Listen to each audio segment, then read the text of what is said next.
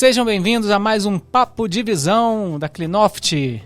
Eu sou o Rosenberg e vou estar aqui com a companhia do nosso amigo baluarte da oftalmologia, Dr. João Maria Ferreira. Baluarte é meio exagerado, né? Mas um abraço a todos aqueles que estão nos vendo, nos ouvindo nesse podcast. E o assunto que nós hoje nos propomos a bater um papo, eu acho que é de suma importância. Exatamente. Hoje o Dr. João vai explicar para nós todos sobre o glaucoma. Os tipos de glaucoma, os tipos de exames que deve ser feito, o que o paciente deve fazer após o diagnóstico, os cuidados, enfim. Vai ser bem legal esse papo de hoje. Então, o glaucoma, para mim, como oftalmologista, é uma das patologias mais importantes que nós temos no nosso dia a dia. Para vocês terem uma ideia, a Organização Mundial de Saúde considera que o glaucoma é a segunda doença que mais cega no mundo. A primeira é a retinopatia diabética, Sim, que um dia a gente vai ter a oportunidade de bater um papo sobre ela, mas o glaucoma é a segunda. E por quê? Porque o glaucoma é uma doença insidiosa, é uma doença que vai progredindo ao longo da vida e é irreversível. Esse é o grande problema, essa palavra que eu acabei de falar, irreversível. Aquilo que perdeu, perdeu. Tá? E nesse caso, doutor, quais seriam os tipos de glaucoma? Olha só, o glaucoma, na realidade, se eu for explicar o que é um glaucoma para ser muito rápido, né? O glaucoma inicia-se por um processo de aumento da pressão intraocular. E tudo aquilo que advém além daí, exatamente se origina nesse propósito. Então você pode ter um glaucoma congênito, onde a criança já nasce com a patologia, e de certeza que algumas pessoas já ouviram falar dessa situação, desse problema clínico, mas graças a Deus são muito poucos, tá? Depois você pode ser um glaucoma traumático, tá? Um glaucoma agudo, que geralmente ele agudiza, mas a pessoa já tem o glaucoma crônico. E aquele que é o mais preponderante, que é o glaucoma chamado glaucoma de ângulo aberto, que é o glaucoma crônico, em que a pessoa, ao longo da vida, sofre um aumento da pressão ocular, mas não é um aumento tão grande em que ele perca a visão de um dia para o outro. Ele vai perdendo aos poucos. E a metodologia, a posologia, em si, o tratamento que a pessoa deve fazer durante esse período, a vida toda, é algo constante? Porque, por exemplo, a pessoa que tem pressão alta arterial, tem que ficar tomando remédio para controlar. É exatamente igual. A partir do momento que você tem um diagnóstico e começa a fazer o tratamento, esse tratamento é para o resto da vida. É para o resto da vida. E quebrar aí um tabu em que a pessoa fica quase assustada quando a gente fala, o senhor tem glaucoma, tá? O glaucoma não é uma doença em que a gente precisa sair correndo ou entra em desespero porque tem. Basta controlar. Se você controlar como controla a pressão arterial, como controla o diabetes, você não vai ter o que a gente chama de sequela na medicina. Você não vai ter efeitos indesejados. Esse aí é o grande feeling. Ou seja, tem que fazer o tratamento, mas para o resto da vida. Sim. E aí eu gostava de aproveitar, se a gente pudesse passar um filmezinho aqui, para eu explicar um pouquinho, para as pessoas que nos assistem poderem entender. Só antes de começar, pode parar aí um pouquinho, só um minutinho. Aí, então, veja bem, o nosso olho funciona como se fosse uma câmera fotográfica, para que as pessoas possam entender. Então, imagina que você está numa sala de filmagem, num estúdio de TV, em que você tem uma câmera e você tem uma sala de edição daquela imagem. Então, você tem a câmera que está captando a imagem, que é o nosso globo ocular, que transmite essa imagem através do nervo óptico para o cérebro. Na realidade, quem vê é o cérebro. O olho, ele capta a imagem. Então, só para entender a importância disso. Existem duas estruturas dentro do olho, voltando a comparar o olho com uma câmera fotográfica, duas estruturas que realmente focalizam a imagem. Qual é? A primeira estrutura é essa mais externa, que vocês estão vendo ali, que é o primeiro vidro, como se fosse o vidro do relógio, chamado de córnea. E mais internamente, atrás da pupila, você tem a segunda lente, que é mais potente até, que é o cristalino, que um dia mais tarde vai opacificar e vai se transformar na catarata. Então, veja bem, esse sistema óptico tem que estar completamente transparente, ou o mais transparente possível. Senão a imagem não chega na perfeição lá atrás na retina. Tá? Então, para que Veja bem, eles sejam transparentes, eles não podem ter vasos. Ou seja, você não vê numa córnea ou numa... A não ser que seja patológica, que tenha algum problema. Sim. Mas na córnea e no cristalino você não vê vaso nenhum. Então é uma estrutura transparente, mas ele tem que ser nutrido por alguma coisa. Sim. Se não tem um vaso para levar nutrientes lá, hemácia, oxigênio, nós temos um líquido. Aí eu pedia para você andar um pouquinho com a imagem. Você tem um líquido aqui na câmara anterior, aqui logo depois da córnea, que é produzido pelo olho 24 horas ininterruptamente. Então, ao mesmo tempo que ele produz esse humor aquoso, ele aspira, ele drena esse humor aquoso. Então, a pressão ela varia, mas muito pouco. Sim. A pressão de um olho ela é medida exatamente como a pressão arterial. É medida em milímetros de mercúrio. E a pressão do olho normal vai de 10 a 20. Lógico, sim, o ideal é estar aí pelo meio, né? 14, 15, 16, mas também se tiver 17, 18 também não quer dizer nada. Então, não quer dizer que você tenha glaucoma nesse sentido. E aí vocês veem a produção desse humor aquoso, que vai circular na câmara anterior, na parte anterior do olho, para nutrir tanto a córnea quanto o cristalino. Oh, que interessante. Como é que é? Tá? É muito interessante essa fisiologia. Isso. Nós não entramos ainda na parte patológica, estamos falando ainda no funcionamento do globo ocular para que as pessoas possam entender melhor. Pode passar só mais um pouquinho?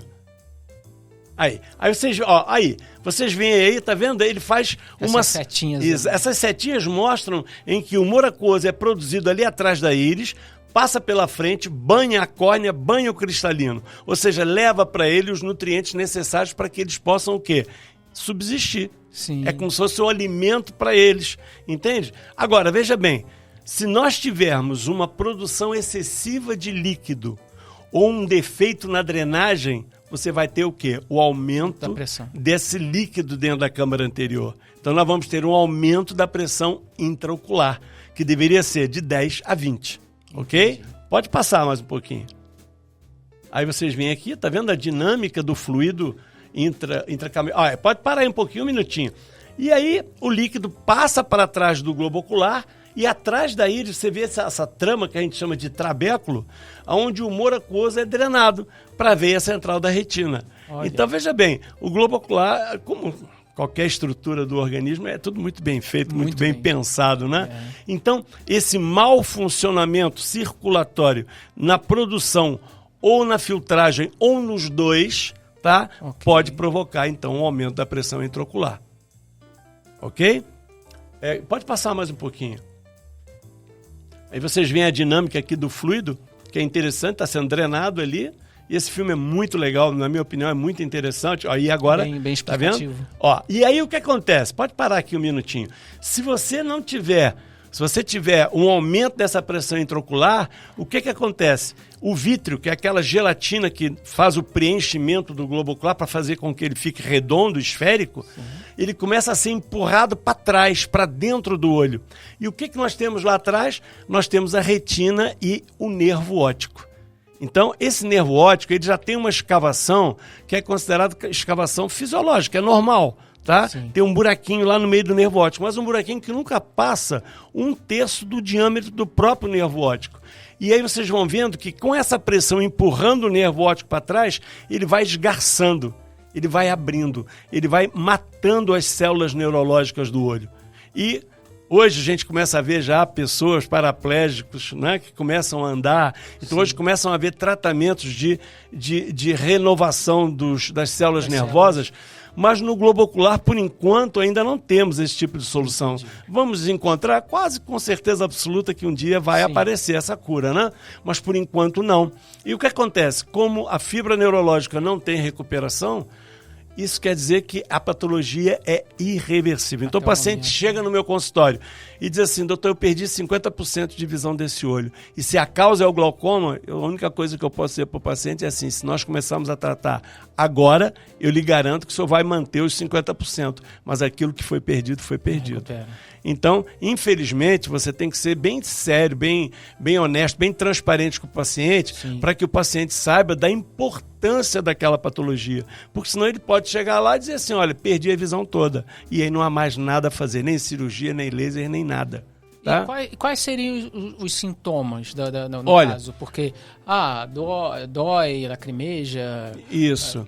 Então, no glaucoma... Perfeito. No glaucoma, a pergunta é excelente. No glaucoma agudo, é dor. Uma dor fulminante, porque assim...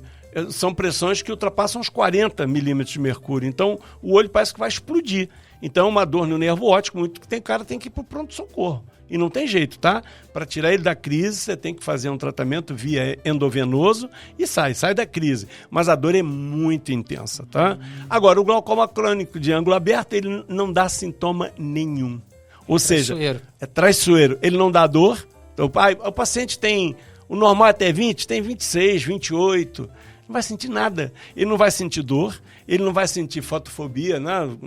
O incômodo com a luz, ele não vai sentir absolutamente. O que ele vai perceber, mas com o tempo, tá? Isso não é da noite para o dia. Isso, às vezes leva meses, leva anos, tá? O que acontece? Ele vai começar a ver que ele está começando a perder a visão periférica. Então a sensação que ele vai ter é, quando tapa um olho, ele está vendo, parece que a imagem é através de um tubo, que a gente chama de visão tubular. Tá? E aí, queria que você passasse um pouquinho mais aqui o nosso vídeo. Vocês veem que a pressão ela vai aumentando e vai empurrando o nervo óptico para frente. Ó. E ele vai, então, matando essas fibras no nervo óptico. E aí, vocês vão ver aqui, que eu acho que aqui... essa é a visão tubular. Entendi. Tá? Então, ela vai se agravando, vai se agravando, até que fecha. E aí, quando chega nesse...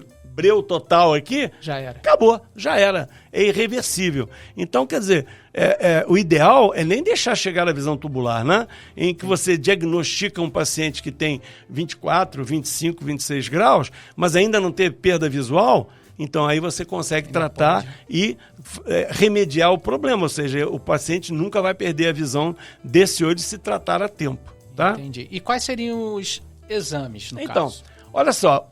Basta um fundo de olho, basta medir a pressão ocular. Então, na cadeira do especialista, se ele vê, porque faz parte da rotina, pelo menos dentro do nosso protocolo na Clinoft, nós medimos a tensão ocular de todos os pacientes, mesmo que já sejam nossos pacientes. Toda vez que ele vai lá, nós medimos a pressão ocular, porque esse ano pode estar tudo bem, o ano que vem pode não estar, ou daqui a 6 meses pode não estar.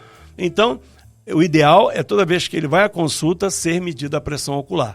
Uma questão de triagem, tá? Sim, então, correto. Você vê, o paciente tem 25, 24 e não tem nada mais do que isso, você pede então o que vem a seguir, ou um fundo do olho para ver o nervo óptico, tá?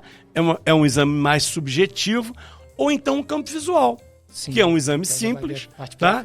E aí sim nós vamos ver a parte neurológica, se houve perda, se não houve perda de alguma fibra da retina e do próprio nervo óptico. Tá? Para saber se realmente o tipo de tratamento que a gente vai começar. Na minha época de residente, havia muito pouca... não havia tanto recurso, né, como hoje. Então, a gente operava direto. Tá? O paciente tinha um glaucoma, a gente marcava a cirurgia, operava, fazia o que a gente chama de trabeculectomia. É um nome até bem complicado, que é, na realidade, fazer um ladrãozinho numa caixa d'água. Tá? Onde quando o volume é muito grande, esse ladrão abre e escoa para dentro da conjuntiva. É uma cirurgia interessante, a gente chama de cirurgia fistulizante, entende? E que funcionava, não digo em 100%, mas 70% dos casos funcionava bem. Desde que fosse bem feita, não tinha problema não. Mas hoje não.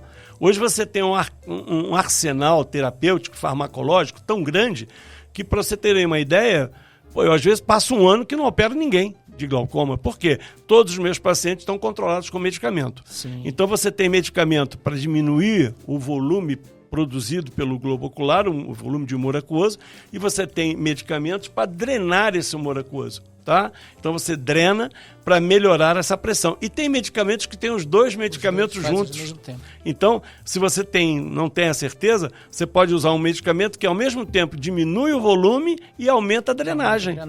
Então, você às vezes tem que experimentar para ver o tipo de tratamento que se condiciona melhor com aquele tipo de paciente. É o que a gente chama de teste farmacológico, tá?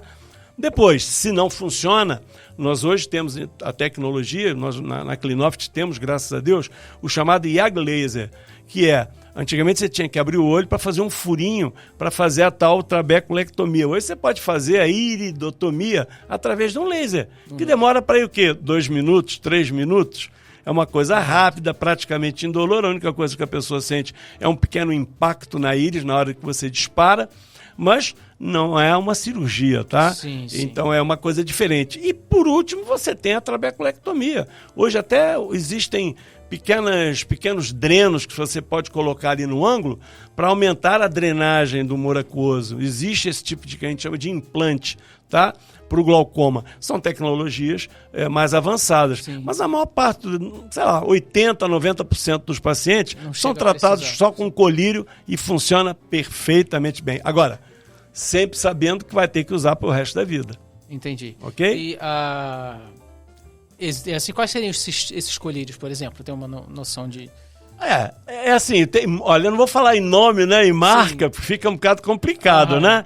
Mas é isso. Existe um grupo que ele atua na diminuição da produção de humor aquoso e existe um outro grupo que aumenta a drenagem do olho. E você pode também ter a ação dos dois juntos. Olha, o nome comercial eu não vou falar. Não, jabá não, né? Né? Agora, quais são os cuidados pós-diagnóstico?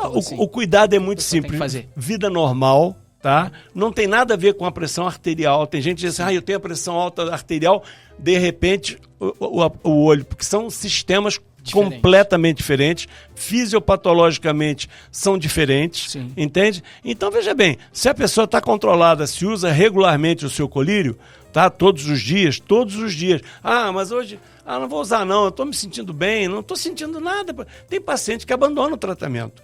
E esse é um problema muito sério. O paciente chega lá, já perdeu um percentual grande da visão, e eu pergunto, mas veja bem, tem colocado o colírio, parece 2, 3 anos depois, doutor, eu deixei, eu não sentia nada. Agora está complicado. Falei, pois é, e agora? Já perdeu. Agora perdeu. Então, infelizmente, aí a gente tem que ser assim um pouco mais seco na hora de falar, porque o paciente tem que se conscientizar que o glaucoma não é uma patologia para se brincar, entende? É uma patologia séria, grave, e é isso. Tratamento contínuo. Contínuo. Que se não fizer um tratamento adequado e contínuo, vai perder mesmo, entende? Ou parte ou até a visão toda, né? Quer dizer, é uma questão de tempo. Aí perdeu, não tem mais o... Infelizmente não.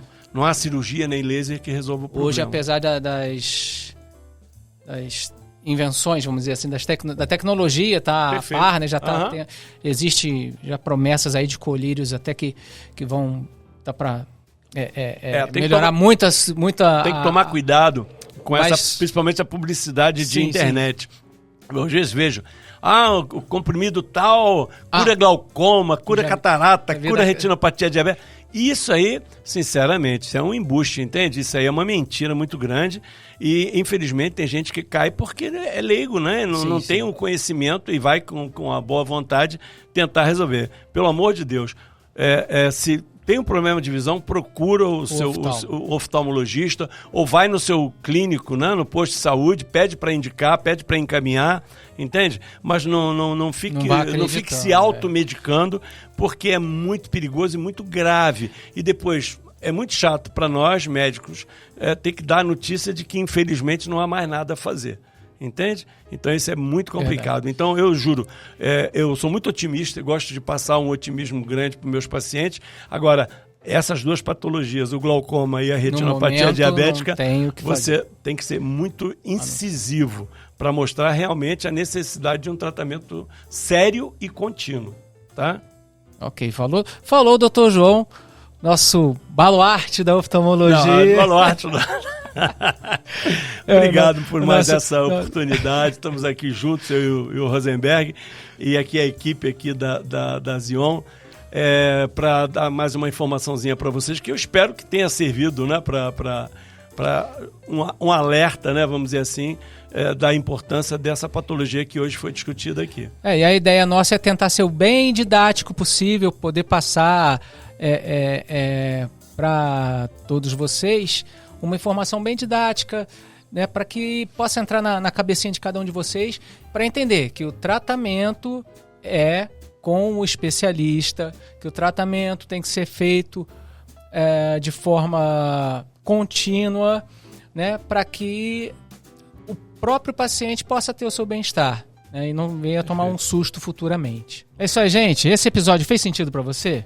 Então aproveita, comenta, curta, compartilha para alguém que você sabe que de repente esteja precisando dessa instrução, ok? Não esqueça de também ativar o sininho, né? Ativa o sininho aí pra gente, para poder receber as notificações dos nossos vídeos, ok? Ah, e a Clinoft está ali no Ambulatório da Beneficência Portuguesa, aqui na Várzea, ok? Avenida Delfim Moreira, 798, ao lado ali do laboratório, do raio-x, tá? Esquece da gente não. Até a próxima. Tchau.